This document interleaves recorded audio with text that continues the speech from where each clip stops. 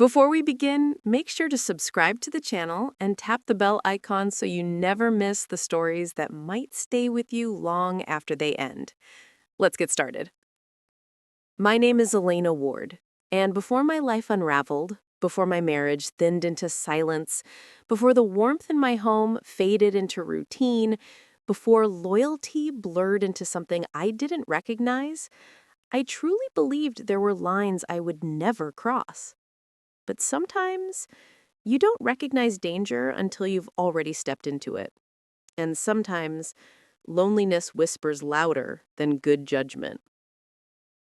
It began last summer.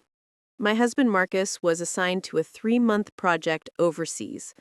Our home, normally alive with conversation and small everyday chaos, felt suddenly cavernous, quiet in a way that echoed.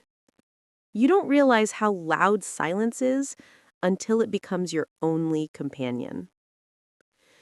A week after Marcus left, his younger cousin, Evan, came to stay with us for a while.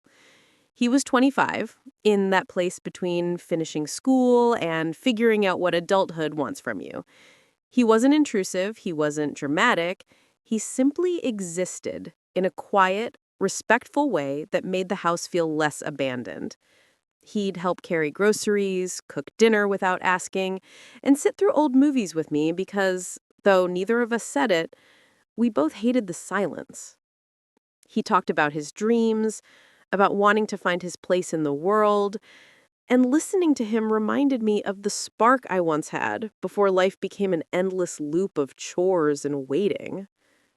For the first time in a long while, someone truly noticed me. Not out of attraction, out of simple human presence. I didn't realize how dangerous even that could be. One afternoon, after hours of yard work, a sharp pain shot through my shoulder. By evening, every movement felt like fire. Evan noticed immediately. "You're hurting," he said gently. "I can help you with that. Nothing strange, just pressure on the muscle."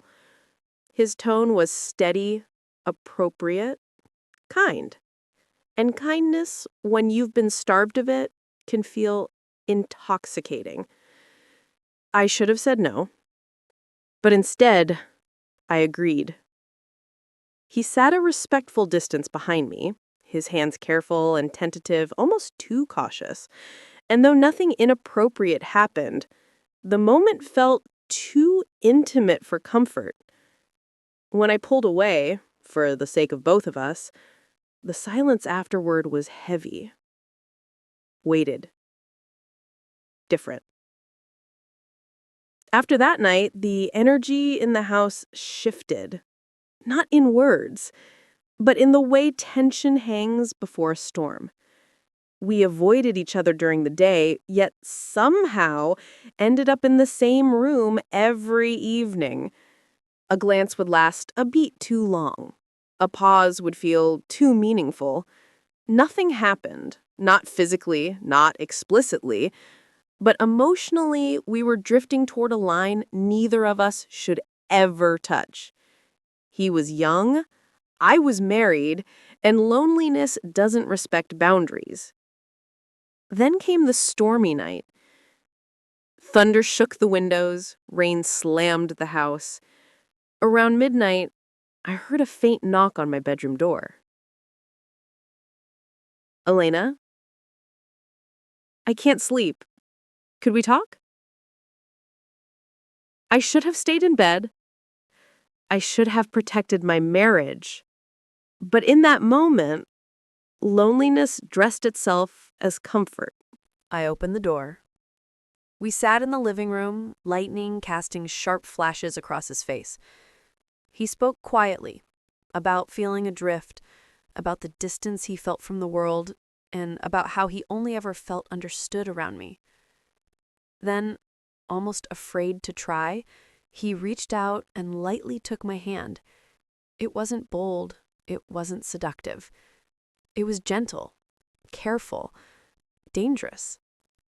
I should have pulled away, but I didn't.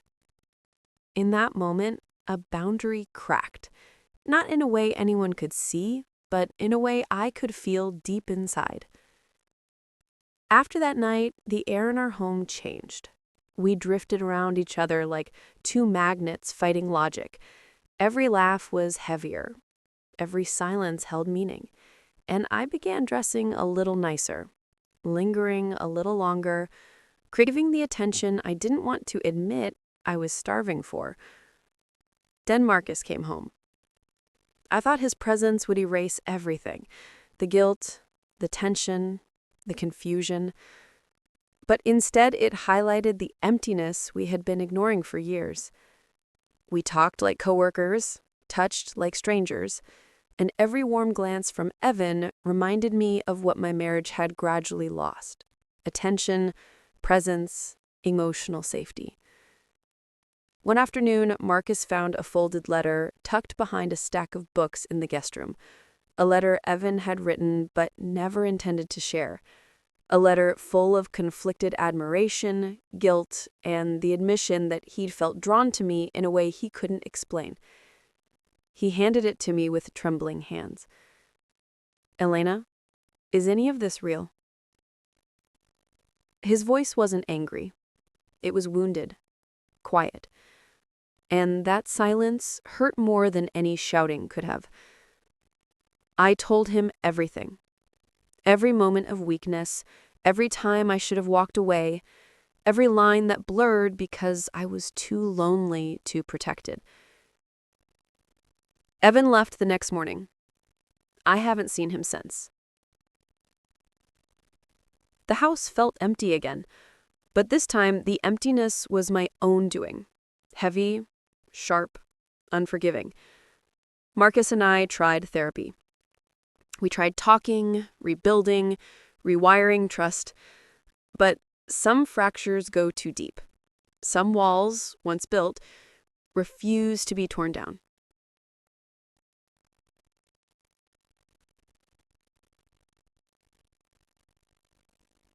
Two years have passed. I think about that summer sometimes. Not out of longing, but out of clarity. It wasn't love. It was loneliness wearing the mask of connection. A hunger for attention I didn't know I still had. And chasing it costs me the very things I once prayed would never fall apart. People often ask if I regret it. I regret it every single day.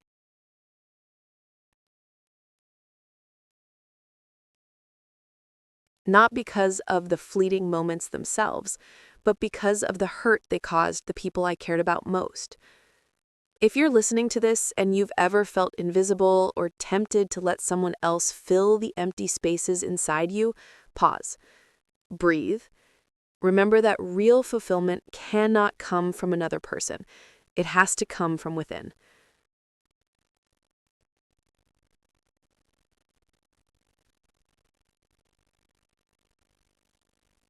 I'm sharing this story not as an excuse, but as a warning.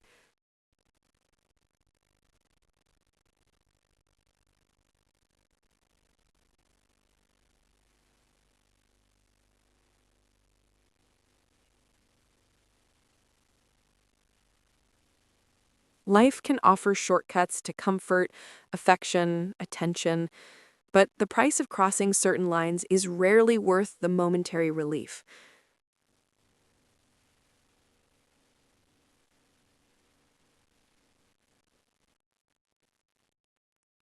Sometimes the hardest person to forgive is yourself.